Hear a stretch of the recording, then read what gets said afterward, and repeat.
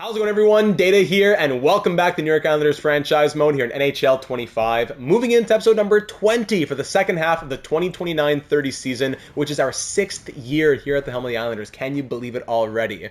In the first half of the last one, we found ourselves on a 52-win pace with a record of 26-12-3 through 41 games. 52 wins would match what we did last season, and it would be our third 50-plus win season through our 6 years with the Isles so far, so we're definitely on a strong pace. If you're joining us now 20 episodes into the series, as I know there are a number of new subscribers from the Brock Nelson breakdown and of course the trade deadline coverage in the real world 2024-25 NHL season. So if that's you and you're joining the series now and you don't want to go back to the beginning of the series and watch previous episodes, I would recommend that you do because they're fantastic. But if you want to join now, that's fine too. Spoiler alert, just to catch you up to where we are right now. Year 1, missed the playoffs. Year 2, missed the playoffs. Year 3, we won 54 games but fell in 7 games in round 1 to the 52-win Bruins, as that was a brutal matchup.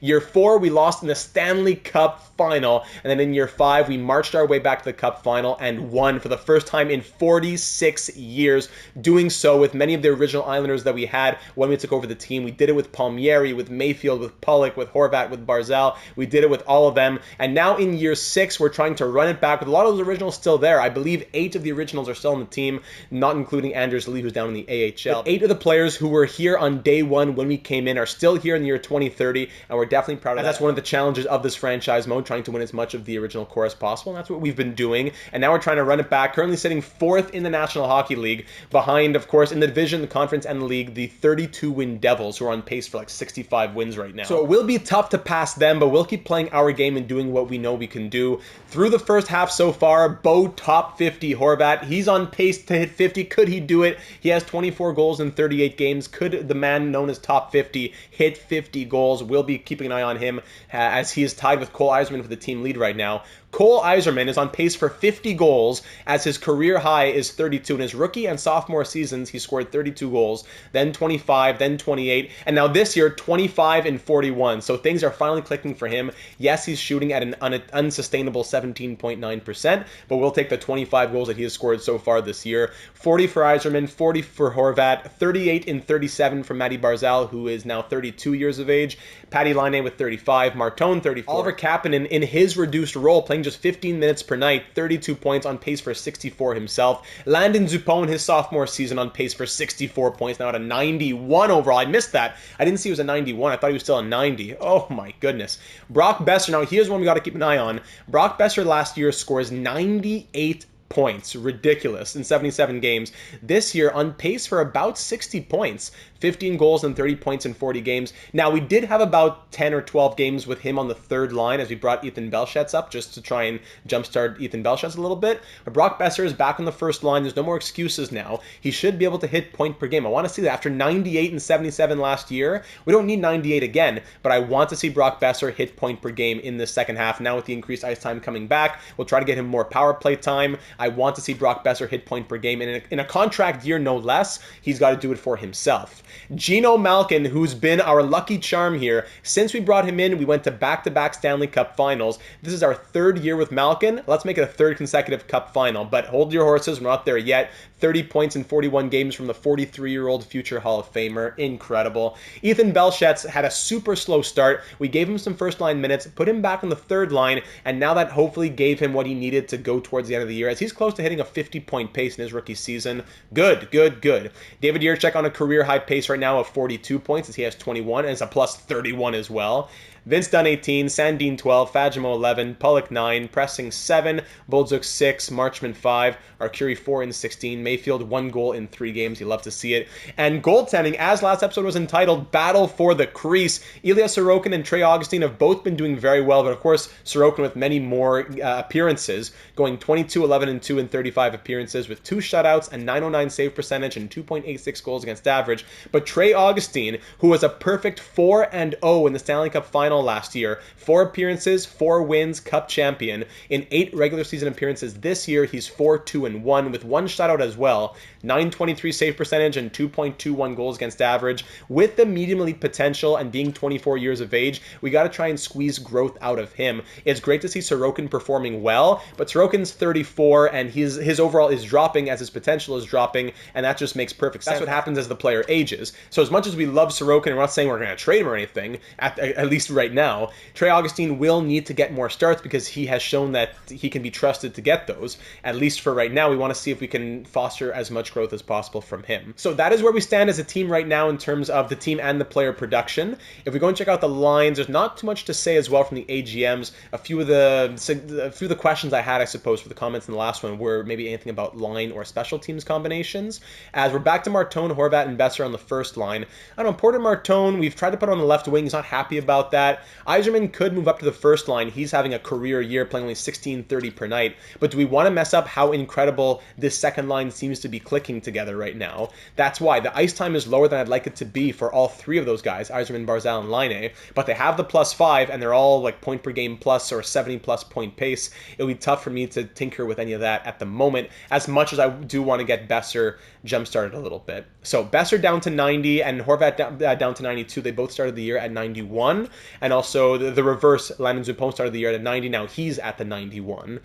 But I think that's about it. So on the power play units, we will be looking at Brock Besser. Maybe we'll try him as the finisher on the second unit instead of being just a guy on the first unit, as Horvat is getting most of those goals. But that would reduce his ice time even further. I think the biggest thing that's taken away from his ice time is that last year, if I'm not mistaken, he had also been given penalty kill time. So it's been Horvat Martone on the first unit, Kapanen Martone. No, can't be.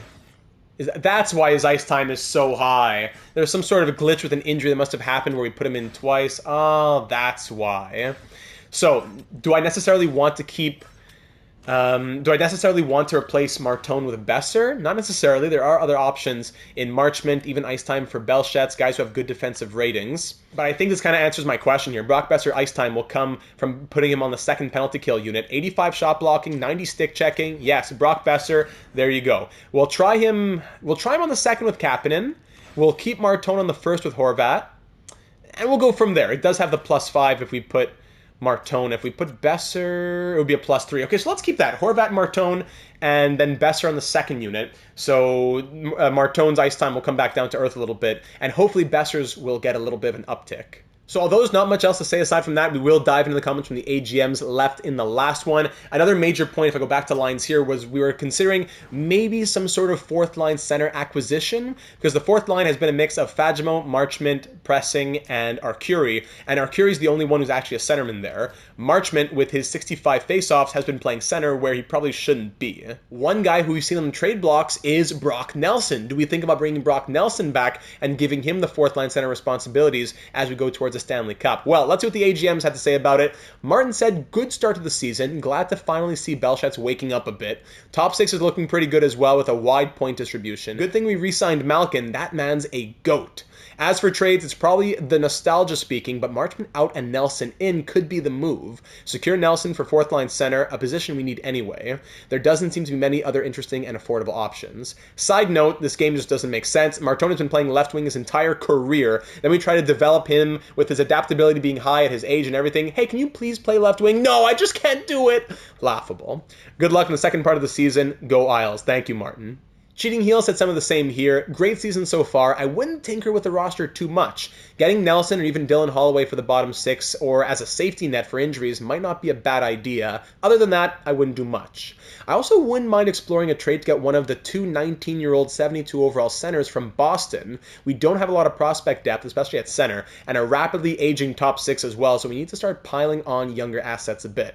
I think we should also wait on a Brock Besser extension. He wanted $14 million, now he wants $12 million. Let's let it keep dropping a little bit. As Cheating Heel says, his demands are probably going to go down a bit more, and I wouldn't go more than 2 years when we do, with a modified no-trade clause, if/when we extend him, as a full no-trade clause would handcuff us too much. Probably a question for next episode or even the episode after that. Lastly, on the goalie front, I feel like we need to give more starts to Trey Augustine so he can grow. He's 24 and part of our mid to long-term plans, while Sorokin isn't since he's 34. I also wish there was an auto-rotate percent of game split in the game to prevent us from having to manually swap every game constantly.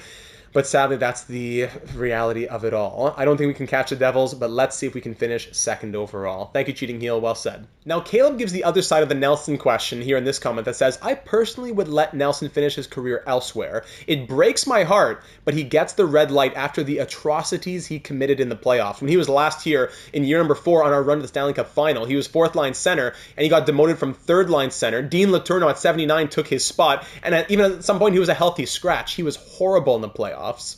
Caleb going on to say, Besser also better show some consistency before we give him a massive dollar amount with some sort of no movement clause or no trade clause. Just my 2 cents. I agree, Caleb. Thank you. So if we were to bring in Brock Nelson, I'm not saying no to Brock Nelson, but I think it would probably be more 13th forward capacity, because to fully trust him as 4th line center after the way things left off between us, I don't know if I want to do that again. So that's about it. Those are the major thoughts. The top 9 is pretty much good to go in whatever permutation we want. The 4th line center question is still going to be there. The defense, things are moving along very well with the top 4 as we have it. And the goaltending, we need to just give a little bit more to Trey Augustine. That's about it, though. So we'll put Augustine in for the next one, and we'll start moving towards the trade deadline. I don't think we need to feel forced to make a deal today at the halfway point, but the 4th line center question will be something that we keep in mind towards the trade deadline. So we'll move on to play the Edmonton Oilers in Edmonton for the first game of the second half of year 6. Of course, the goalies are on auto goalie rotate. So you know what? I'm going to turn that off for a little bit. As good as Sorokin has been, nothing against him. We just need to give more opportunities to Trey Augustine with his potential at his age and keeping our, again, mid to long-term plans in mind. So auto rotate will be turned off for a little bit, and then I'm sure we'll turn back on eventually. But I just want to make sure that we give more than just like 15 appearances on the year to Trey Augustine. So let's sim this one on the road in Edmonton against the 21-18-2 Oilers, continuing our journey, our trek, our voyage towards 50-plus wins once more.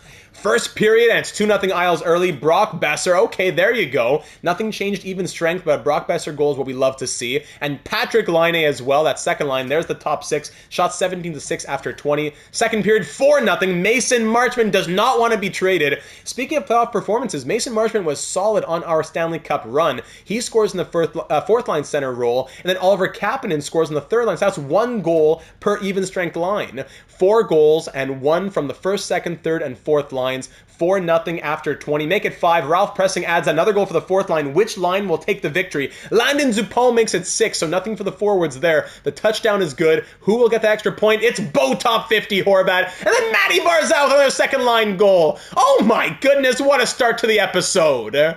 Let's go. End off strong, please. Yes, Trey Augustine, 24 save shutout. What an incredible acquisition. I love that we picked him up. Shots end 48-24, and we blow out the Oilers 8-0 on the road. 24 saves from Trey Augustine, and despite scoring 8 goals, no one had more than 2 points. Besser and Barzal, 2 points each. That was some very well spread out offense. I would assume it's only the defenseman who didn't. Oh, only 3 players. Fajimo, Pulick, and Belshets. Of course, Ethan Belshets.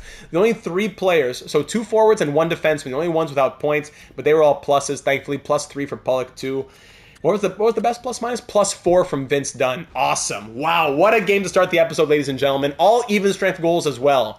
8-0 win. Trey Augustine's going to continue with the crease a little bit. That's 5 wins on the year, 2 from shutouts. Wow. Maybe it's something with the slow sim. Let's just do one more slow sim. We got to do one more. Tristan Jarry in for this one here against the Ducks. We're on the road in Anaheim. I just got to see, after an 8-0 victory, we got to see one more here.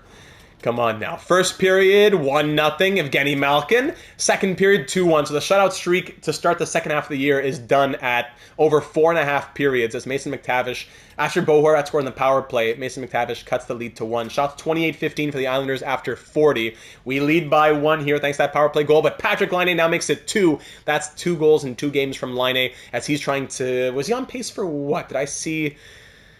He's on pace for 70 points, so I forgot how many goals. Either way, we're up by 2 here with under 5 to go. Power play Ducks. Killed off, and Brock Besser on that penalty kill unit. Love to see that. Another high shooting affair as we outshoot the Ducks 40-19. Trey Augustine makes 18 saves for another victory. Laine a goal and assist. Barzal 2 assists. And Trey Augustine dominance continues. Wow. The Augustine Empire. Look at this. That's now 6 wins, 932 save percentage, 1.86 goals against average. How can I not keep slow simming? If it got to that point where I did every game for the rest of the season, I'd have to do some massive editing. But how can I not keep slow simming when games are going like that? Let's keep it up. First period, 1-0. Cole Eiserman. Yes, that's his 26th of the year. Second period, 4-0. Marchment, Besser, and Horvat. Let's just get through this third period. 7-1 the final. Laine, Marchment, and Horvat as it's 1-on-20 past Trey Augustine. Another 1 goal against affair. A goal and 2 assists from Besser. 2 goals from Mason Marchment. He doesn't want to go. And a goal and 2 assists from Laine. I know we're scoring a ton of goals, but Trey Augustine is doing his part too. He's only allowed, 2 goals over 3 games, while we've scored like close to 20. Trey Augustine now at a .933 save percentage and 1.78 goals against average through 11 appearances. I'm going to put Sorokin in for this one, as it's a back-to-back. I want Augustine to rest when he's been so good, especially the Penguins are 3-7-0 in their last 10. They're a losing team. Let's try and give Sorokin a game here, because we're not trying to punish Sorokin where we don't trust you, or whatever the case might be, as has been in the past. Sorokin can still play. It's just that I want to make sure Augustine gets the edge, I guess, with the way that the numbers have been going. And the first shot of the night goes in, but we're up 4-2 after 20. Okay, Sprong scores in the first shot against Sorokin, but then Malkin against his old team, Besser, Martone, Barzal, 4-2 after 20, 6-3 after 40, Barzal and Dunn, 3-on-25 against Sorokin. We have 6 on a couple of goalies, I believe, against the Penguins. And this one, what? 11-3 the final! Laine, Kapanen, Barzal, Laine, and Fagemo. We outshoot the Penguins 48-29, and we win 11-3. 5-point night from Matty Barzal, 3 goals and 2 assists. 2 goals and 2 assists from Patrick Laine. A goal and 3 assists from Brock Besser. What is going on? Is there anyone who didn't get points in this one? Just Marchman and Pollock this time. Whoa! What's up with the offense? Hold on, if I go to the calendar now, that's how many goals in the last 4 games since we started this. The Maple Leafs fire their head coach now. Hold on a second. We're 8-2 in our last 10. That was win number 30 on the season as well. 4 in a row, and in those 4 games since we started the second half of the season, that's 8 plus 3, 11, plus 7, that's 18, plus another 11, that's 29 goals in 4 games. 29 goals scored in 4 games. Sorokin didn't look horrible, but there was a bit of a shaky start. Thank goodness we scored 11 goals. But let's go back to Augustine, of course. No problem by me. And I really wonder how some of these point totals are looking if this similar pace is being maintained. Sorokin now in 36 appearances, .909 save percentage, and 2.89 goals against average, while Trey Augustine, same number of shutouts, but the numbers are just unfathomable. All right, let's keep on going. Sim to next game. I got to keep slow simming these. I'm sorry if it's a longer episode. I got to keep slow simming these. Something is working in the EA voodoo, and we'll keep running it until it doesn't. Trey Augustine back between the pipes now, yes, against the Predators. First period, 2-1 Isles. Duclair opens it up. Former Islander Anthony Duclair before we score 2 power play goals from Big Top 50 and Cole Eiserman. Second period, 2-2 as Schmaltz ties it on the power play. Both 3 of the 4 goals scored tonight coming on the power play. Shots 24-20 for the Preds. Now a third there as Khrushchev makes it 4 and Tippett makes it... Sorry, Khrushchev made it 3 and Tippett made it 4 as we're down 4-2. Where's the goal scoring? Thank you, Bo Horvat on the power play. We still have the power play, this time killed off, or the second half of it, I suppose, killed off. Final 10 minutes, we're down by 1. Come on, this is a team that scored 29 goals in 4 games. Get me one more here, boys. Oh, Nick Schmaltz gets a 5th for the Preds. But hold on, Eiserman still with 2 minutes left. Not done yet. 90 seconds. We score 4, but Augustine allows 5. You can't do it every night. It's all right. It's all right. Horvat scored twice, as did Cole Eiserman. And we'll drop that one by a score of 5-4. All right? That's not enough to make me to disillusion me yet, though. I'm still doing menu sims here, slow sims. Let's keep it up here. Augustine still with the .924 save percentage. Let's do it here on the road. No, sorry, hosting the Minnesota Wild. Here we go. Nice and slow in the menus. First period, 3-2, 5 goals in this one. Goudreau, Eiserman, Height, then Horvat to tie it, and Laine to give us the lead. Second period, no scoring. Shots still, the shots are in Minnesota's favor, but we lead 3-2. Power play Wild. Killed off. Let's just jump through this one. 3-3, Rossi ties it. 3-on-3 overtime shots. 37-25 for the Wild after regulation, and the Wild win in overtime. Zeev. So that's 0-1-1. Overtime loss and overtime loss in our last couple games. 2 1-goal losses. Not really blaming Augustine in those. But, okay, here we go against the Vegas Golden Knights. Then we'll give Sorokin to the Maple Leafs. I didn't mean to be doing, again, so micromanaged here. First period, 2-0 Besser Laine. Second period, 3-0 Besser again. Let's just fly through it. 5-2 the final. Eichel and Dorofeyev score twice, make it 3-2. But then Laine scores 2 more, and we outshoot them 47-23 as Laine completes the hat trick, scores 4 points, and we win this one by a score of 5-2. Thank you very much. Back in the win column as well for Trey Augustine. Thank you.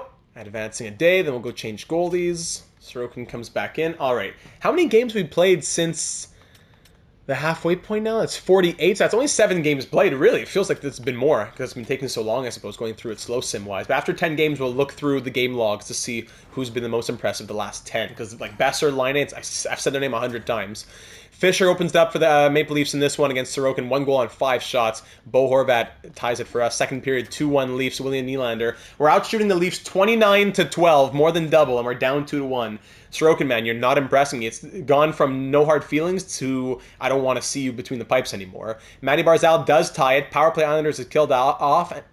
Can't speak. Power play Maple Leafs is also killed off. Shots are now 39-16, still more than double in our favor. 2-2 with under 5 to go. Do we have a hero late, or will we see overtime again like against the Wild? Yes, we're off to 3-on-3 action as the shots end 43-17.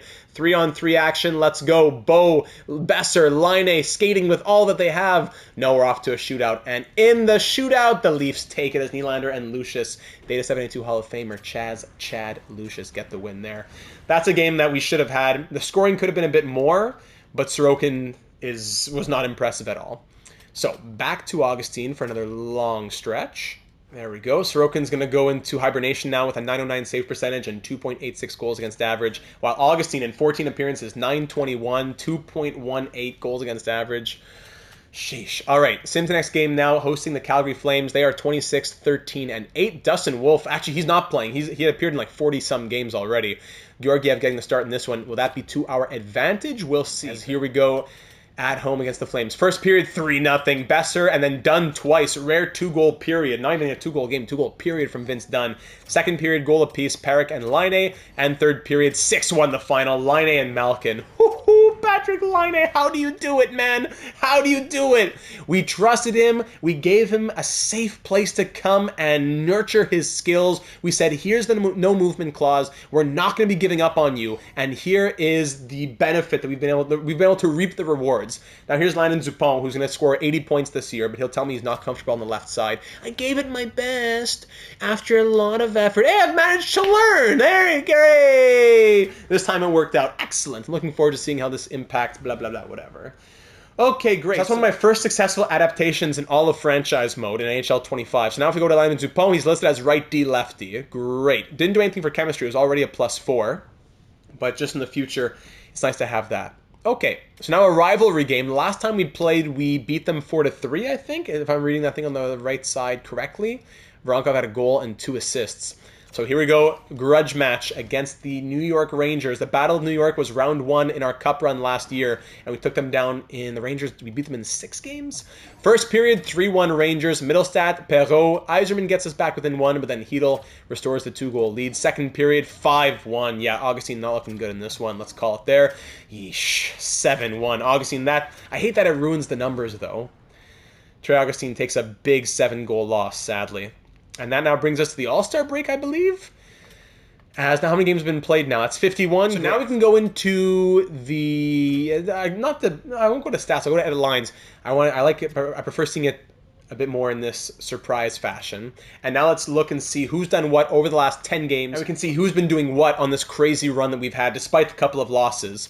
Let's see, game logs. Last 10 games, split stats, sorry. Last 10 games, Porter Martone, 1 goal and 8 points in his last 10 games. All right, understandable, respectable. 8 points, we'll take that. Bo Horvat now up to 32 goals. That means if you look at the split stats that he has 8 goals and 12 points in his last 10 games, shooting at over 20%. Thank you, Bo. And finally, Brock Besser, how has he done?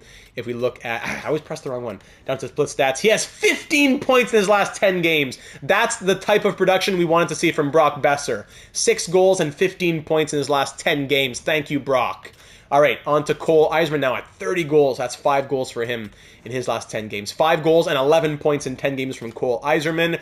Matty Barzal at 46 assists. Wow, that puts him at Ooh! 5 goals, 17 assists, and 22 points in his last 10 games. Matty Barzal, take a bow. With the A on his chest, Stanley Cup champion Matty Barzal. With the cup, with the Calder, and now with a crazy pace here in the second half. Keep it up. But the one that I've really wanted to see the most is Patrick Laine. Laine, show me those numbers the last 10 games. 11 goals and 21 points! Patty Laine! Oh, yes! Patrick Laine, 11 goals and 21 points in his last 10 games. Oh, man. All right, Ethan Belchet's now. No goals, but... Again. No goals, but... Okay, just 2 points in his last 10 games. Yeah, the little jump start that he got doesn't seem to be doing too much anymore, sadly. Oliver Kapanen, how about his offense in the last 10 games? He has 6 points, is -2. Okay, 6 points, though, from Kapanen. That's fine. And Evgeny Malkin, I'm sure there's some production here from him. 5 points in 10 games. Yeah, that's about the pace that we expect from him on the third line. And finally, the fourth liners. I know we just got to see everybody. Fagemo, 2 points in his last 10. That's fine. Mason Marchment has been the one who gave us some production. I don't know why. What's all these glitches? Mason Marchment has 4 points, 3 goals, plus 6 in his last 10 games. And Ralph Pressing, is it just 2 assists, I think? No, a goal and 2 assists. 3 points plus 5. Good. Very nice. Now over on defense, the last 10 games. I won't do this any more times than just this time. I got to see it after the 10-game run that we had. 6 points plus 1 from Dupont in his last 10. David Jiricek, let's see the plus-minus from you. 6 points, even plus-minus. Okay, but still 6 points from Jiricek. He's on that career pace. Rasmus Sandin, 3 points plus 5 in his last 10. Vince Dunn, I know he has at least a couple goals. Vince Dunn, 3 goals, 5 points plus 9. Nice. And finally, on the third pair, Samuel Bolduc. He has 6 assists and a plus 11 in his last 10 games. Samuel Bolduc. Mais bravo, mon ami. Félicitations. Surprised me. And Ryan Pulock, no points, plus 7 in his last 10. Only guy with no points in his last 10 games. As, yeah, Augustine's numbers got roughed up a little bit, sadly, from like 2.1 goals against average to 2.4, but he'll be all right, okay? I just had to see that. Thank you for indulging me. I just had to see that, okay? So now, let's go to the calendar sim for a little bit. I don't want to do this all the way. If we're struggling in the calendar, I'll go back to the slow sim. But now we have the All-Star break. Let's rest up after that crazy run. Then we'll run through. I'll give Augustine back-to-back against the Penguins and Blue Jackets, but I won't necessarily give him back-to-back against the Panthers and the Flyers. We'll see how he's doing by then. So we rest up here at the... no, thank you. We rest up here at the All-Star break with a 32-14-5 record. We are back to full energy here on the road against the Washington Capitals. We're 19-28-4. We beat them 3-2. They're very nice to get back on the horse after that 7-1 loss. Blue Jackets, 4-0 shutout win, but then a 4-3 loss against the lowly Penguins. 4th, 5th from an elite goalie. What are you saying, Detroit? Pelletier back in the AHL. Yeah, there's really not much center-wise here in the AHL. We're going to need to look at those options that were on the block there in Boston especially. And now Simpson's back. Okay, let me fix that too. Okay, and a third for, what are you saying? Why would I do that, Nashville? And I got to go switch NHL, AHL, AHL, NHL. 6-1 win. Thank you very much. So, yeah, why not? Let's keep it with Augustine as we continue towards the deadline. We'll give him the Flyers on the road, facing Philadelphia for a 2-1 shootout loss. Brutal. And yeah, you know what? Let's give him the next Bruins and Hurricanes as well, and maybe Sorokin against the Ducks. At home against Pelech and the Bruins, 6-2 win. On the road against the Hurricanes, 5-3 loss. All right, now here's where we'll turn to Sorokin for a game. Okay, Sorokin back. We'll advance for the day here against the Anaheim Ducks. That is a 4-2 victory. Thank you very much. Do we give Sorokin another one against the Flyers? They're 30-22-5. They're on the second of a back-to-back as well. They have their backup in... Okay, one more for Sorokin, regardless of the outcome. And it's a 4-3 victory. Good. All right, there you go, Sorokin. You see, we still love you. We gave him his 25th win of the season. We still love you. Now we'll go back to putting Augustine in. So, yes. Actually, you know what? I got to update the scouting reports. I updated half of them off screen, but I forgot to do the rest. So I'm going to just quickly do that. Then we'll sim through the Avalanche and the Stars before we reassess our deadline needs on about the 5th of March. All right, so back to it. Let's actually go see this game. The Avalanche are 35-22-3 on the road against the Avs, Western Conference matchup. Why not? Let's go see that. Then we'll sim through the Stars, and then we'll assess the deadline needs. First period, 0-0, shots 10-9 in our favor. Second period, 1-0. Brock Besser, there he is, scoring with 21 seconds left in the period. Shots now in Avalanche's favor by 21-20 after 40 minutes. But we hold on the 1-0 lead until Logan O'Connor breaks the shutout bid for Augustine Vorlek and adds another on the power play. 2-1 Avs now. We have 1 goal from Besser. What else in our top 6 can we get going? Power play opportunity killed off by the Avs. Final 5 minutes. We don't want that regulation loss. Final 2 minutes in this one. Yes, Brock Besser's the hero again, as he ties the game. Had he put us ahead or he tied it? No, he put us ahead 1-0. We go down 2-1. Then he ties it with 1 minute and 6 seconds left. That's what we're calling for. Shots end tied at 30. We at least get 1 point here. While we're chasing down the Devils, we need every point, as Bystedt wins it in overtime. But at least we get the point. Thank you, Brock Besser, putting the team on his back as he scores the only 2 goals for the Islanders in this one, as we lose 3-2 in overtime, but get a point as we continue to try and chase down the Devils, who now are tied. They have 2 games in hand, but we're tied in points. We'll sim through this game against the Stars on the road, a little Central Division swing here. Injury down in the AHL, sprained ankle, okay. And on the road against the Stars, Dupont, upper body injury, a vague upper body injury, which will keep him out for, a couple of weeks max. So Dupont will be out off the top here. So Vince Dunn slots up, no problem, with David Jiricek. Pollock slots up with Sandin. And then Mayfield comes in with Bolduc, no problem. We'll just fix up the power plays and stuff like that. Okay, back to it. Of course, it brings me to May and back. All right, 3-1 victory, thank you. We are 39-16-7, now above the Devils with 2 games, as they have 2 games in hand. But we now lead the Metropolitan Division. All right. 1 win away from 40 at the trade deadline. Are we looking at making any serious acquisitions? Still considering that 4th line center spot especially. So looking at the point totals, Matty Barzal has been a man possessed in the second half. 72 points from him. Horvat 65 with 37 goals. Laine 63 with 31 goals. Besser 57, getting closer to my goal that I set for him of hitting point per game plus. Cole Eiserman only was at 8 goals in the last 21 games after 25 in the first half, but 33 on the year right now. That's already a new career high by 1. Kapanen and Martone both with 50. Yeah, Dupont, Jiricek, everything. Yeah, nothing stands out as a major problem. No big minuses or anything like that. Mason Marchman, 12 points plus 12 in 54 games. I don't really see a reason to move him out of 4th line center, but bringing in Brock Nelson for the morale and just as 13th forward wouldn't be the worst thing either if he's still available. Goaltending-wise, Sorokin up here with his 25 wins. Augustine has 25 appearances, has gone 14-6-4. Unlucky when it goes beyond regulation. But 3 shutouts, a .919 save percentage, and 2.3 goals against average for the Augustine Empire. As I'm already telling you right now, it's going to be the title of this episode.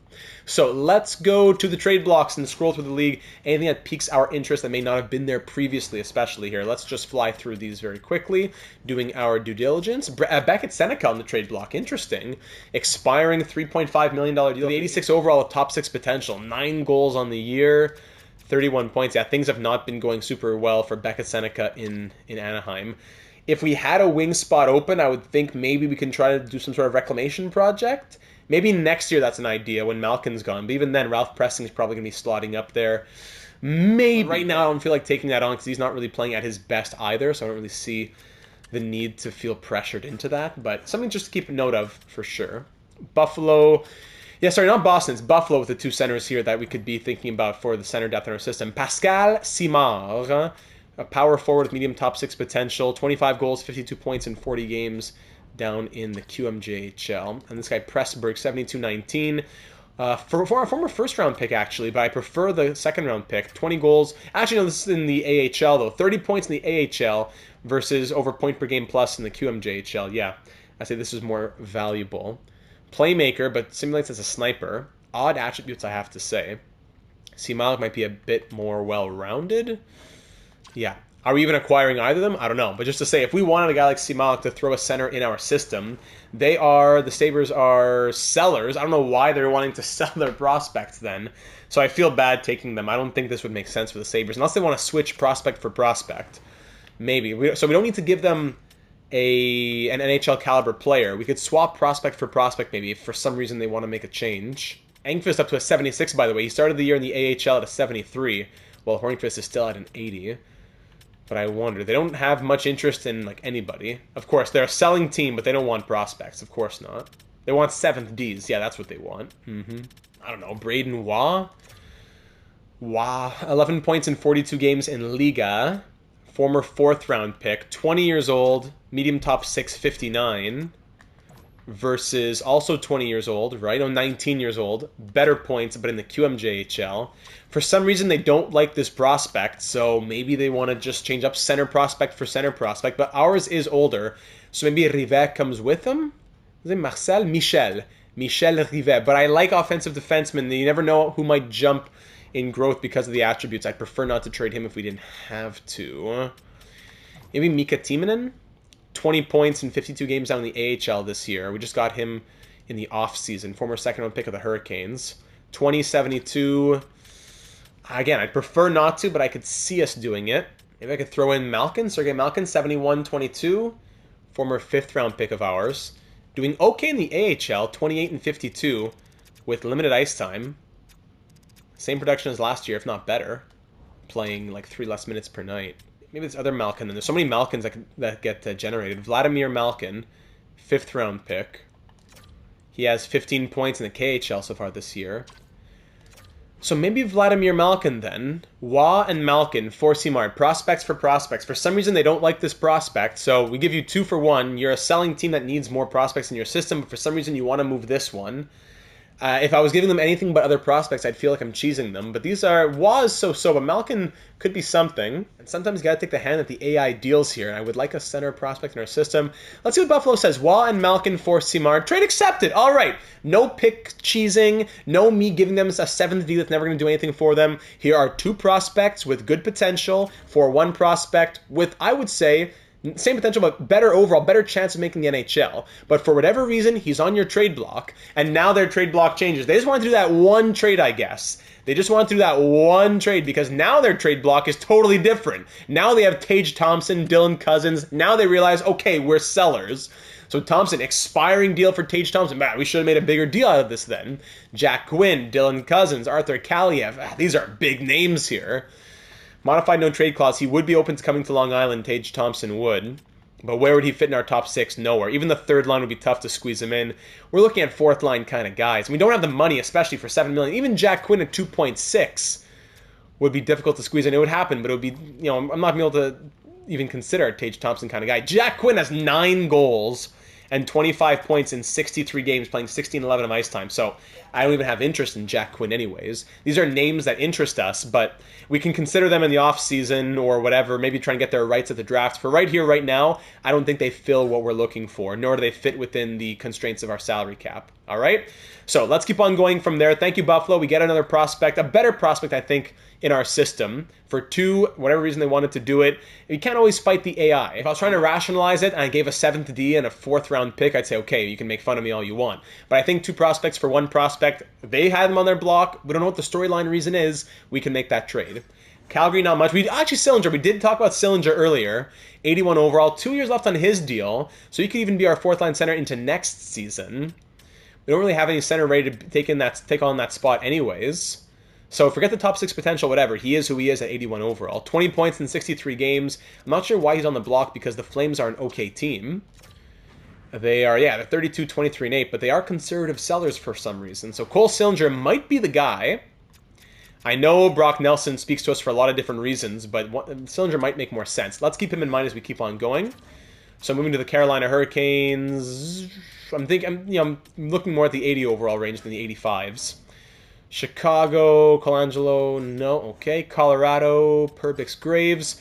Columbus, Severson, no. Dallas, no. Detroit, Cody Glass.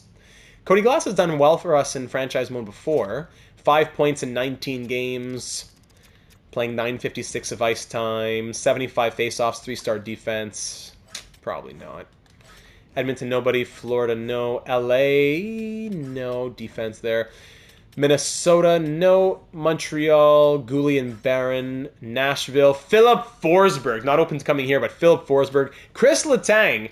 We brought in Marc-Andre Fleury. If we're thinking about Evgeny Malkin's friends, we brought in Marc-Andre Fleury. He got a cup. We brought in Matt Murray, who's our 3rd goalie this season. Maybe he'll get a cup. Do we also reunite Chris Letang back here with his old friend Geno Malkin?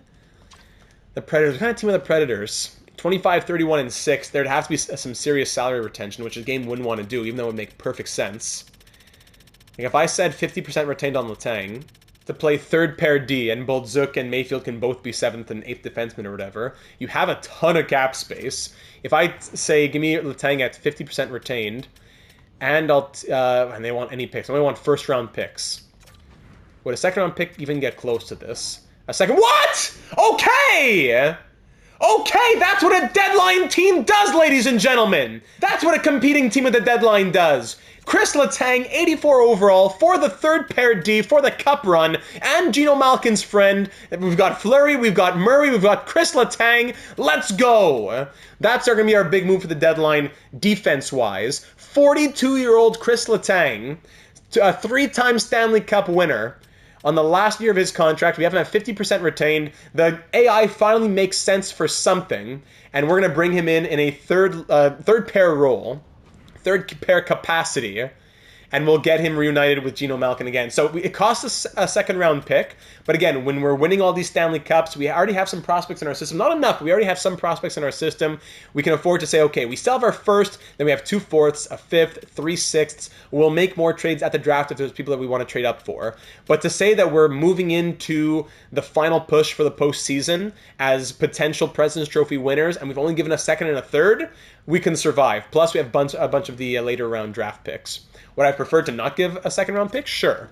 But Chris Letang, it made too much sense not to at 50% retained. Thank you, Nashville, for having an AI brain. We can't go out and get a Philip Forsberg or anything like that with the money that he would have cost. But Chris Letang, surprisingly, very surprisingly, the Predators say yes to that deal. Looking at other forward options, Luke Cunnin is here too. Negative 11. Rickard Rakell, another Pittsburgh Penguin. Raphael Lavoie playing in the AHL. No, 71 faceoffs. Here's Brock Nelson. We should have made this a 2-for-1 deal. I forgot Brock Nelson was in Nashville. We should have acquired Brock Nelson at the same time. But if I give you... Let's see... I don't want to move Boldzuk, even though he'd be open to going to Nashville.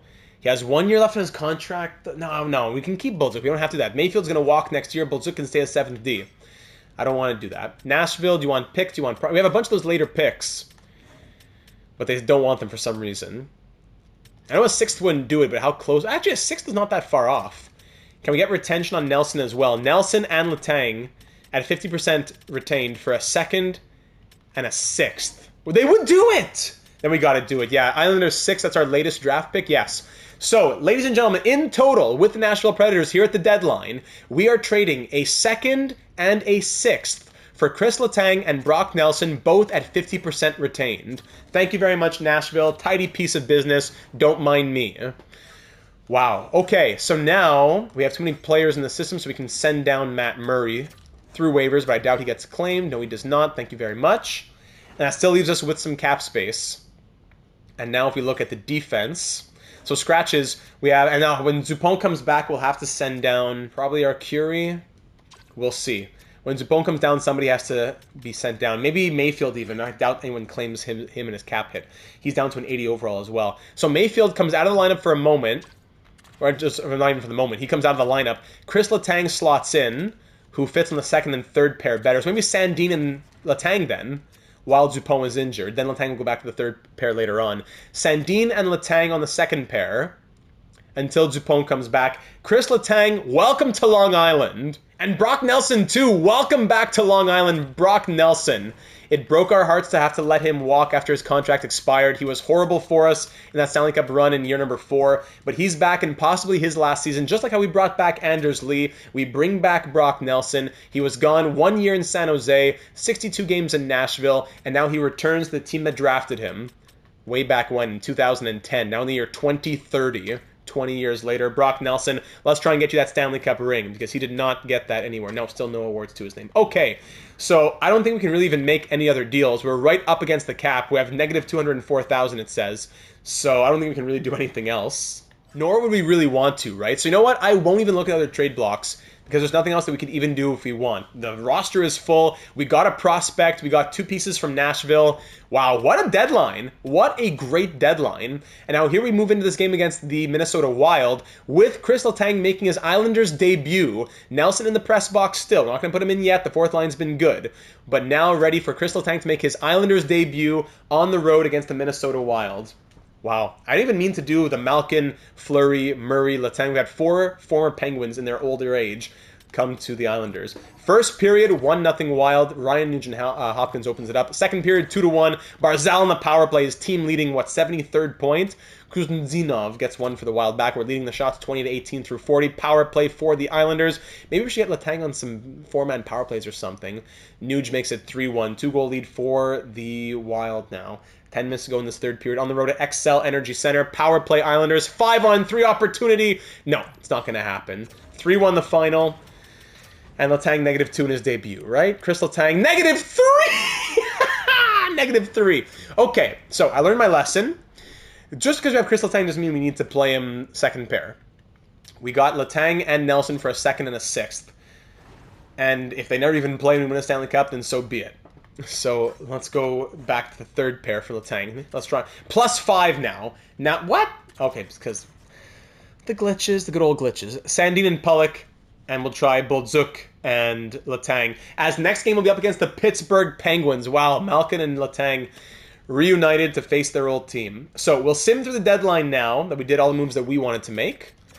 Keep the current block and continue simming. I'll check out the lines in the AHL once everybody's healthy down there too, because now that Pascal Simard was brought in and that guy Sergei Malkin or whoever got moved out. Did we move any guys? No, they were unsigned players, weren't they? Anyways, quick little look at the activity feed. What else was happening around the NHL? So we got Simard, we got Letang, we got Nelson, Caden Gooley to the Maple Leafs. Wow, Cam York to the Stars. Alex Holtz back to the Devils from Vegas. Jack Quinn to Colorado. Beckett Seneca to Ottawa. Justin Barron to Edmonton. Romanov, former Islander, to the Blues. Newhook to the Blue Jackets. Morgan Riley, wow, to the Lightning. And that's about it. A bunch of picks and other moves being made there. Okay, so now we are into the final stretch, hosting the Pittsburgh Penguins. Malkin and Letang, 43 and 42 years of age respectively. Here we go.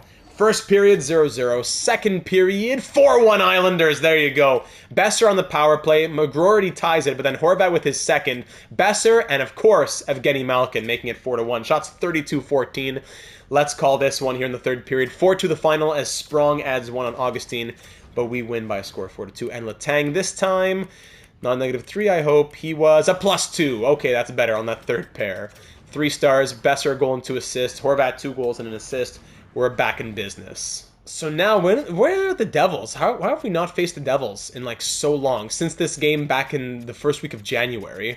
Divisional rival and everything. We faced the Devils for one of the last games of the year. Okay, so let's just get like a solid 3 weeks done. We'll go to the Penguins again. We love those Penguins matchups. We'll get 3 weeks of action done with Trey Augustine starting all those games. 1-0 shutout win in the back-to-back against Tampa on the road. 6-1 win against the Blue Jackets. And now Dupont is back. So with him back in the lineup, we got to send somebody down.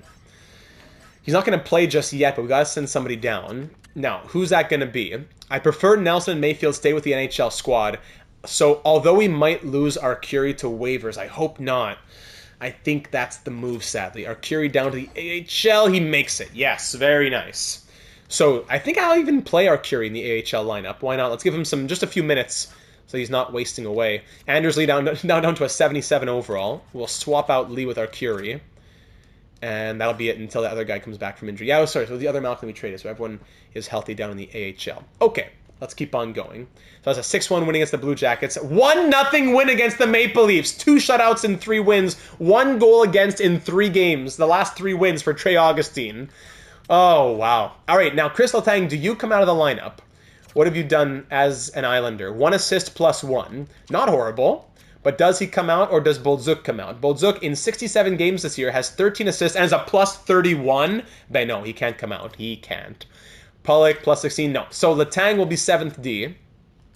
I know the overall's 84, but let's keep in mind he's 42, right? Was it a bit crazy to trade picks for a guy who might just be 7th D? I don't know, but you can tell me moving into the playoffs. I'm just talking about the regular season. I'll keep him as a healthy scratch for a little while longer. But if you want to make some changes headed into the postseason, that is perfectly fine. Belchet's 1 power play point. Very good. Belchet's will get swapped back out with Dupont. Okay, so Chris Letang will be waiting for another injury or for anything to change on defense, but it's hard to say that we want to make any changes with those kinds of plus-minuses. So, 2 shutouts in 3 games, and there you go, Ryan Pulock injury. That's exactly where Chris Letang comes back. I gave a whole speech for nothing. He's back April 23rd, so I think that's after the end of the regular season. That may have ended the regular season for Ryan Pulock. So Chris Letang comes back. There you go. Thank you very much. And he'll play with Bolduc on that 3rd pair. Now can I stop simming? Yes. Okay. So 1-0 win, 6-1 win, 1-0 loss, then 2-1 loss. So that's only 3 goals against over the last 4 games from Trey Augustine, as we'll keep on simulating. 43, 18, and 7 is the record on the road here against the Blackhawks now. Okay, back to it. 6-4 loss, of course. Then against Utah, 5-4 loss-ish. So 11 goals against those last 2 games. Crazy stretch of like 4 games, but let's give Trey Augustine a little bit of a rest and go back to Sorokin. And could Marchman play a game or 2 before the end of the year? I wonder. Fajmo plus 10, Marchman plus 10, Pressing plus 9. Yeah, I've been liking what they've been showing us. Okay, Marchman out just for a few games. Let's give Nelson just a few regular season games before the playoffs. Marchman out just for nothing else but rest. Nothing else but rest. And Sorokin will start here. So, Brock Nelson, welcome back to Long Island. No letter on his jersey, I don't think, but he's getting a home game here against Utah. Welcome back, Brock Nelson. And I don't know how long we'll keep him in their lineup. Maybe like a 2 or 3 game thing. We'll see how long the home stint is here, the homestand. First period, 1-1, Keller and Besser. Second period, 1-1, it remains. Shots 22-18 in our favor. Power play, Utah, 5-on-3. Killed off, very big kill at the start of the 3rd period. The game remains tied at 1. Could we have some heroism from the 4th line? Heroics from them. 5-on-3 power play for us now. Big, long, extended opportunity! Oh my goodness, all killed off by Utah. Final 2 minutes. Next one's the winner into the final minute, and we're off to 3-on-3 overtime. Shots 33-30 at the end of regulation. Overtime, will that solve anything? Yes, it does, and it is Chris Letang! The overtime winner, possibly his first as an Islander. Chris Letang wins it in overtime as the shots end 35-30, and we win it 2-1. Awesome. Good win from Sorokin, too. Solid performance from him. And Dupont injured ribs. Great. Okay, so this is going to be what we do. Mayfield will replace Letang, and then Letang will replace Dupont for like special teams and all that. But we'll go back to, I don't know, Letang and Sandin didn't do super well last time they were together, but it was just 1 game. Let's go back to Dunierchek on the top pair, Sandin Letang on the 2nd, and Mayfield back in the lineup there. So nice win from Ilya Sorokin in his 40th appearance of the year. Hard not to give him at least 1 more game after Augustine had a couple games of struggle. So we'll go to the back-to-back. Who gets the Rangers, though? We'll find out after this game against the Blue Jackets. On the road against them. 4-2 win. All right, we'll go Sorokin for 1 more. Last game here for Sorokin, and even for Nelson. 1 more here against the Rangers. And that is, waiting, a 9-3 victory. Thank you very much. All right, so let's go back to normal. Brock Nelson, beautiful to see that Islanders logo back beside his name. How are you enjoying life here back on the island? 3 games, -1, no problem. You got a few games in, do a couple tours for the fans, love to see it. Now Marchment will come back, and Augustine will go back between the pipes as Sorokin, through now 42 appearances, has a 2.77 goals against, 909 save percentage. Now, again, as I've been saying a few times, not horrible for the most part in the games that we've seen him. And as I've been saying again and again, not horrible for the most part, really at all. Just Augustine has been that good. So we'll sim through the game against the Avalanche, and then we'll go to the game against the Penguins that I was anticipating going to see before. The 41 win Avalanche do beat us 4-2. Now here we are facing the Penguins again. Once again hosting them at home. We beat them 4-2 3 weeks ago, and now we face them once more. Here we go at UBS Arena. First period 1-0 Ethan Belchet's. Second period 5-0 Yzerman, Kapanen, Laine, and Barzal shorthanded. And let's just call it a day. 7-1 the final. Trey Augustine, welcome back. We score 2 shorthanded goals. Pelletier does score on the power play, and Malkin gets one as well. 7-1 the final. Thank you very much. 3 stars, Barzal and goal and 2 assists. Same for Laine, and 3 assists from David Jiricek. Another 1 goal against outing from Trey Augustine. Wow, forget the Roman Empire. I'm always thinking about the Augustine Empire. Let's keep on going towards the end of the year. We definitely want to go see the Devils, who are tied with us, but we have... by the way, we've clinched the postseason. They have 2 games in hand, and they have the same number of points. Let's sim towards that game. And Dupont is healthy. Good. So Dupont will replace Letang, and then Letang will replace Mayfield. And we're back looking like this. Very nice. All right. Hosting the Carolina Hurricanes up next. We're 47-21-7. 7-4 loss against them. Woo. Ooh, boy. On the road against Ottawa, 3-1 win. Good bounce back from Trey Augustine. We're facing Ottawa again after we just saw them on the road. We'll see them at home. Nice slow simulation. Take your time, no problem. 2-1 loss. Close game again. On the road against the Maple Leafs, 4-2 loss. Here we go. We are 2 points back of the Devils, and they have 1 game in hand. In the final 3 games of the year, this might be the decider here for the Metropolitan Division. On the road against the Devils, who are 49, 22, and 7, they want win number 50, and I'd rather not have to face the Rangers in round number 1 as it's looking like. Oh my goodness. Come on, boys, 3 games left. Give it all you got. First period, 2-2 game. Bratt and then Besser ties it. Malkin puts us ahead, but then Jack Hughes ties it after that. 4 goals in the first 9.5 minutes, and then nothing in the last 10.5. Shots 9-8 in our favor after 20. Second period, 3-2 Isles. It's Brock Besser putting us up on Data 782 Hall of Famer Hunter Jones. 3-2. Power play Devils to start the third period. That's killed off. They're leading in the shots, but we have that 1 goal lead thanks to Brock Besser. We got to add to it. Top 6, I'm looking at you. Defense, Chris Letang, surprise, I'm looking at you. Rasmus Sandin. Cole Eiserman, okay, I'll take it from him as well. Top 6 contributions are fine by me. Timo Meier cuts the lead to 1 again, but Cole Eiserman says, no, I set a 2-goal lead, and it will end a 2-goal lead. Eiserman scores twice in the third period to give us the win. We get outshot 35-32, but we hold the Devils back from getting their 50th win of the year. Eiserman 2 goals, Besser 2 goals, and we win 5-3 in our hunt for the Metropolitan Division title. Every game counts. Huge win for us there, as we're now tied with the Devils, but they have a game in hand as we're going to go face the Canucks and then the Flyers. The Canucks are 39, 36, and 5. The Flyers 38, 34, and 7. Also fringe teams who are trying to make it. As over in the West, the Canucks, where am I looking? Yes, the Canucks are at 83 points. Yeah, they're fighting for a playoff spot there. The Oilers, the Ducks right there too. Here we go. As we are now looking for our 50th win of the season here against the Canucks, will it be a 3rd year out of 6 here with the Islanders that we achieve 50-plus victories? First period, 2-0 Isles. Martone and Barzal, thank you. Second period, 3-1, goal apiece. DeBrusque on the power play. Then Vince Dunn answers. Let's go, Vinny. A couple years removed from 70 points. Ryan Strome scores very early in the third. Our lead is cut to 1. Shots 34-19 with 15 minutes to go. JT Miller ties it at 3. 3-on-20 past Augustine.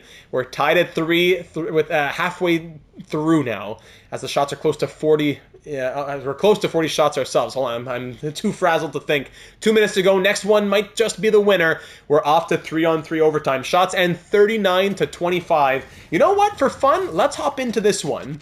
Let's go see it. 3-on-3 overtime here against the Canucks, where, yes, we got a point. That's big, thank you.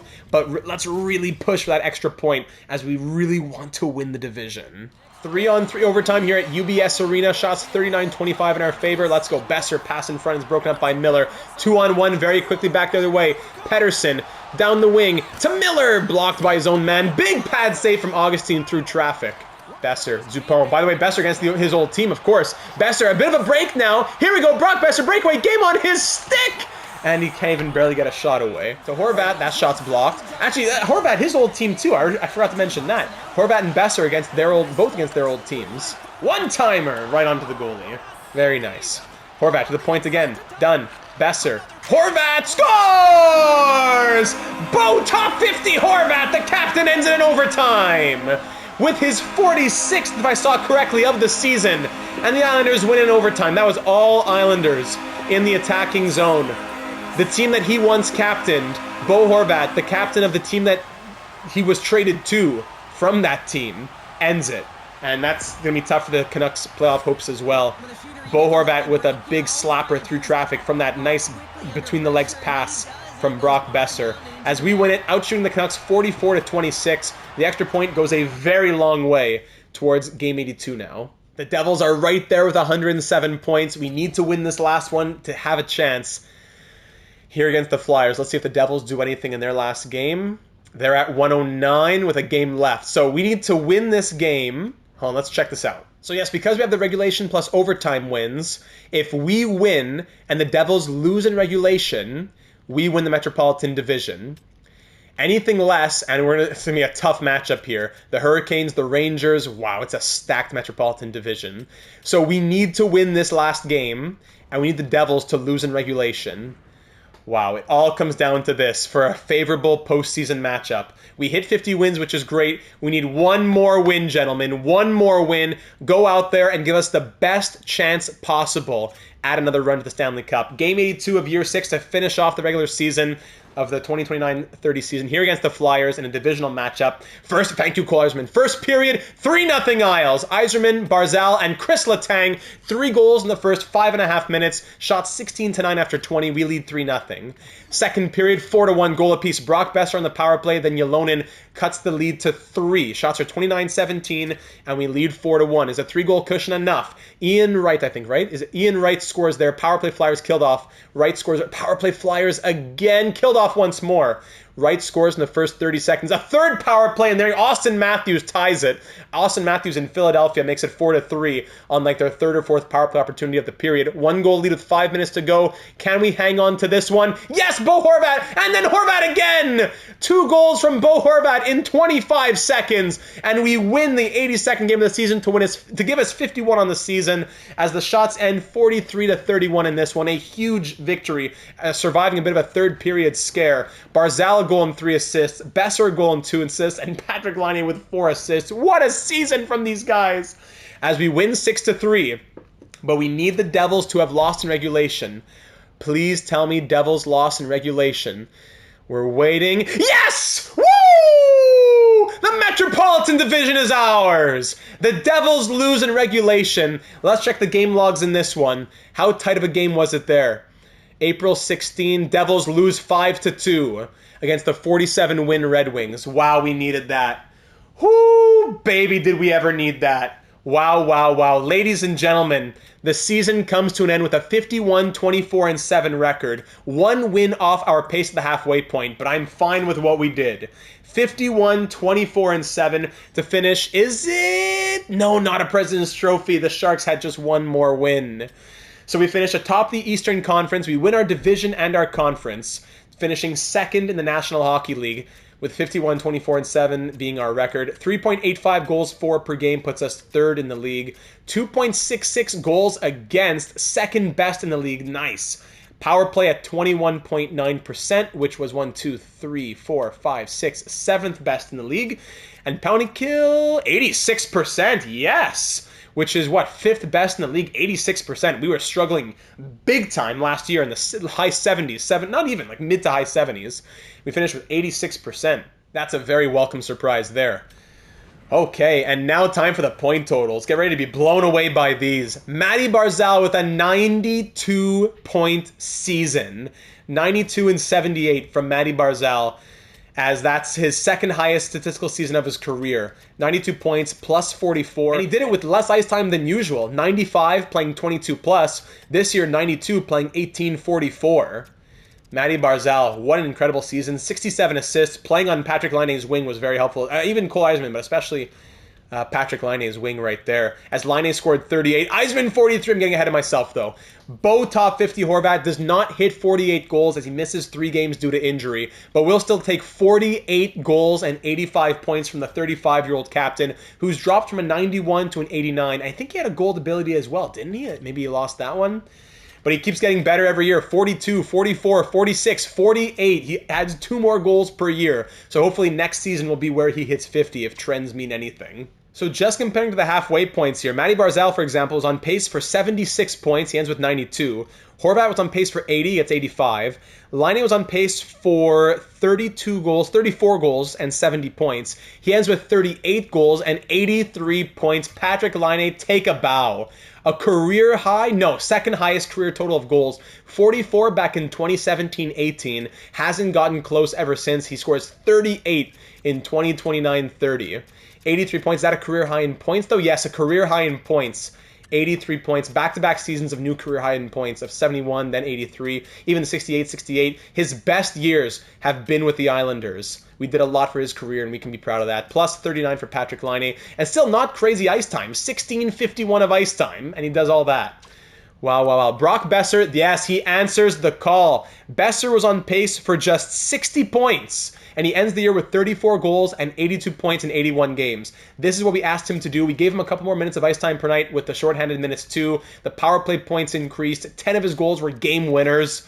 This is the Brock Boeser we expected to see. If we're keeping him, that we will pay big money to, or some team will pay big money to. Cole Eiserman was on pace for 80 points, so he slowed down. He's on pace for 50 goals and 80 points, but still ending with 43 goals and 71 points. Career high in goals by quite a bit. Not in points, as he had 54 assists and 82 points last year, 28 assists this season, but nice to see him score a lot more goals, which definitely helped Matty Barzal.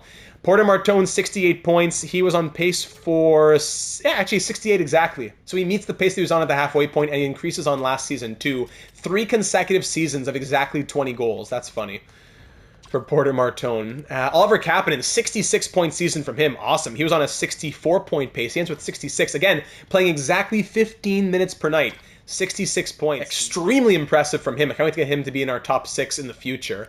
Evgeny Malkin, 60 points at 43 years of age, going on 44 into the summer now. 60 points from him. 3 years as an Islander, and he has been indescribable. I don't know what to say. Indescribable from one of the greatest players in NHL history, as this season sees Malkin surpass 1,700 points, or surpass 1,000 assists as well. So close, 6 goals away from 700. But if this is the end for Evgeny Malkin, 694 goals, 1,026 assists, 1,720 points, the reigning Conn Smythe Trophy winner. Could he add more to his storied career of 4 cups, 2 Conn Smythes, and all those other trophies? We will see. Lannon Dupont did slow down a little bit. He was on what? Yeah, he was on a 64-point pace. He ends with 48 in 73. Okay, well, due to injury, I suppose. But that's okay. Lannon Dupont with a very good sophomore season. 48 points from him. He played a big role and will continue to play a big role. David Jiricek, 42 points and a plus 47. Career high again by a lot. 42 points from the former Blue Jacket, who again is loving life on Long Island. Both Laine and Jiricek are former Blue Jackets who love the Islanders.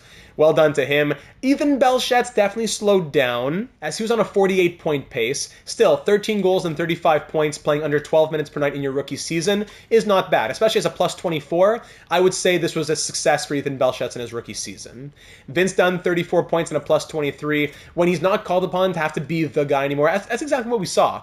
When Noah Dobson was the guy in 2026-27, 35 points. When he was the guy without Noah Dobson, 70 points. When he was kind of the guy, Dupont was coming up last season, 49.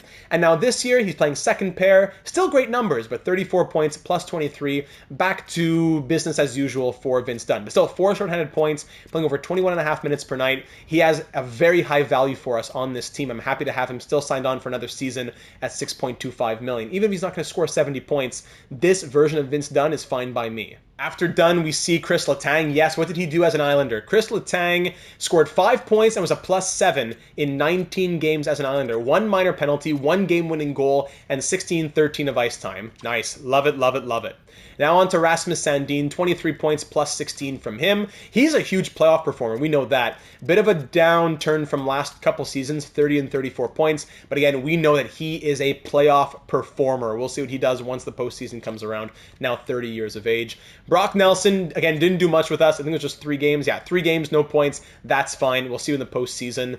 Fajimo, 12 goals, 17 points, playing 7.46 per night. Makes sense. Mason Marchman, 16 points in 71 games is a plus 7. That's fine for the 35-year-old, playing, again, under 8 minutes per night. Samuel Bolduc, 15 assists and a plus 39. What in the world? Is that a career high in points? Yes, a career high in points, and he does it through all assists, all on the third pair, and with, just 14.40 of ice time. He's gotten 3 NHL seasons higher than that in his career. 73 games, 6 points in 2027-28. This year, 82 games, 15 points.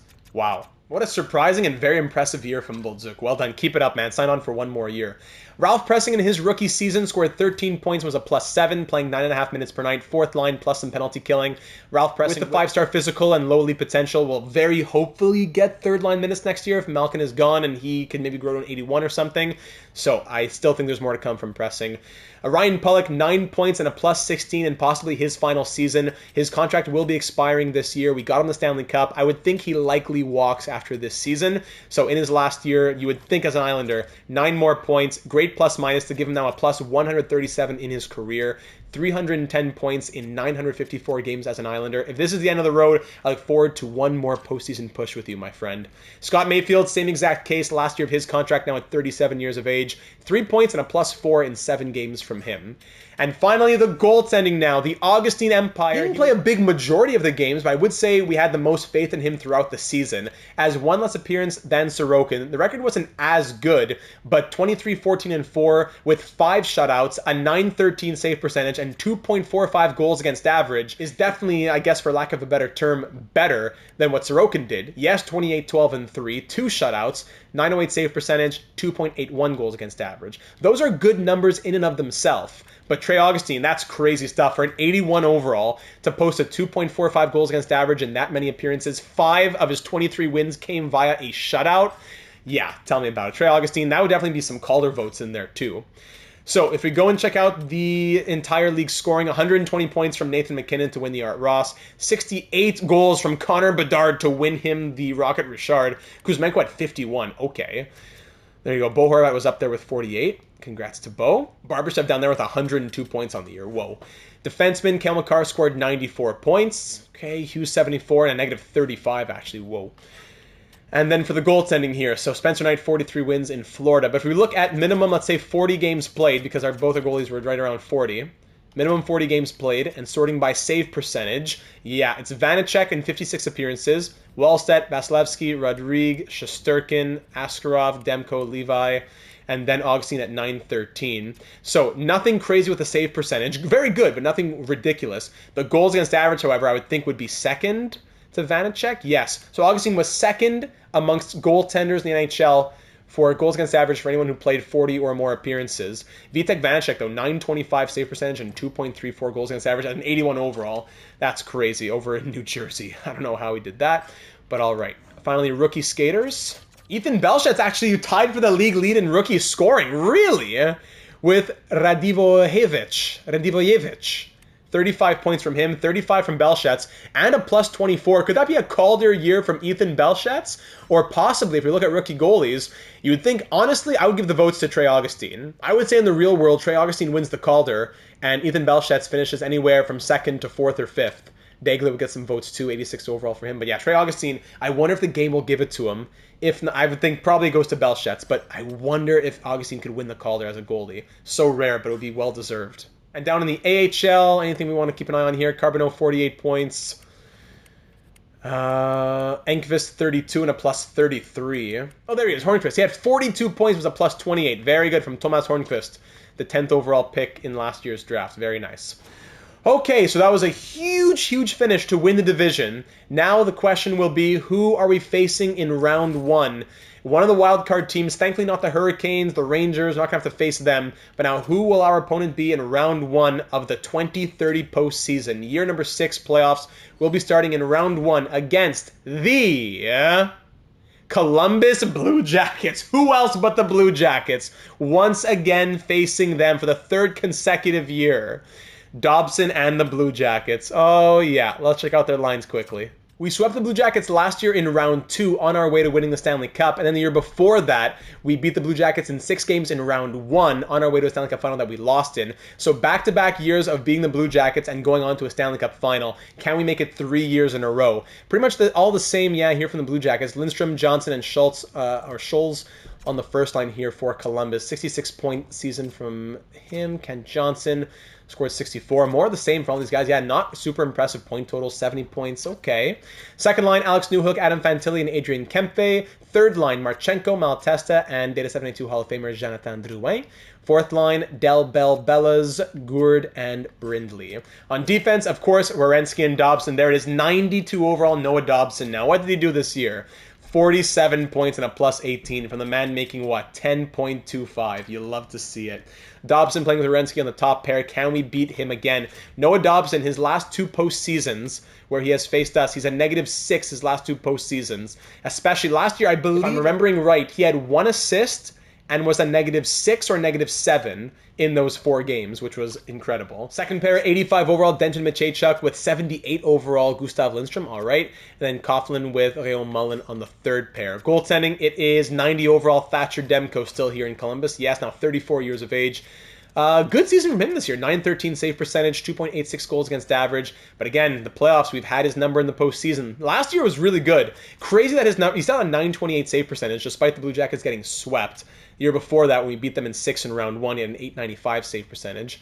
So we'll see what Thatcher Demko shows up. And of course, Tarasov backing them up there. Scratches, Dewar, Bjorn Fott, and 75 overall, Sean Monahan over there for the Blue Jackets. All right, so you never know what happens in EA land, of course, but I'm much happier to be facing Columbus and their, what was their record? 39, 31, and 12 record, as opposed to a 50-plus win team like the Devils are having to face the Hurricanes or the Panthers having to face the Rangers. So it could be a crazy second-round matchup. Actually, it will be. Whoever wins our matchup has to face a 50-plus win team between the Devils or the Hurricanes. So yeah, it'll be quite something in the postseason, and I hope to see you there, ladies and gentlemen. Thank you for following along with us. I think that about does it. If we think about maybe some extensions, any last questions that you can start to tinker with. I know we thought about extending Trey Augustine.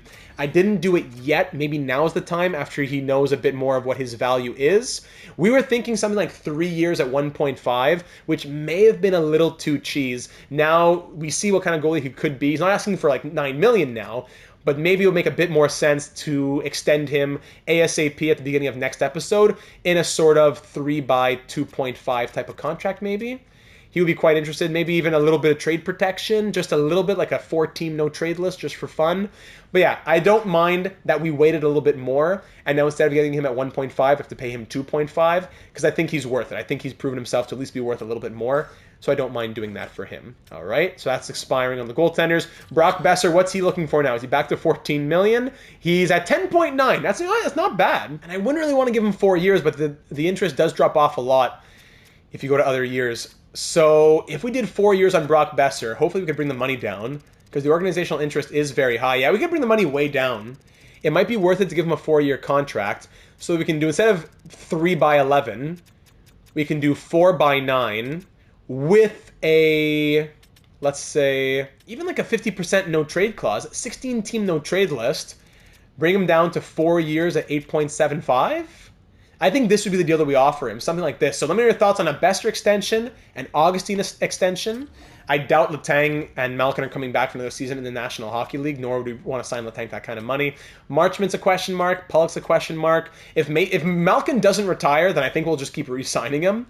But that's about it. Besser and Augustine as the main question marks for extensions. Let's get those done at the beginning of next episode for whatever the AGMs end up deciding on. And I think that about does it. So ladies and gentlemen, thank you so very much for watching the end of our 6th year here on Long Island. A very successful season. Thank goodness we won the division. And so many fun storylines, especially in the point productions. Let me know who your MVP of the season was. And as always, leave your suggestions down here on YouTube or over in the Discord server linked in the description for any and all thoughts moving into the 2030 year number 6 postseason, as we try to go back-to-back for Lord Stanley. Thanks again so much for watching. Leave a like if you enjoyed, and of course, subscribe if you haven't already for all of our ongoing series here on the channel, franchise modes, MLB The Show 25 franchise mode coming soon, and of course, our live Hockey Legacy Manager 25 series with the Ottawa Senators in history mode starting in the year 2000. Don't forget to check that out here in the end cards as well if you haven't already. Thanks so much for watching. I'm looking forward to seeing you once again in the next one as we march our way back to try for a 3rd consecutive Stanley Cup Final and back-to-back Stanley Cups, trying to call back the Dynasty of the 80s and do exactly what we were brought into this team to do.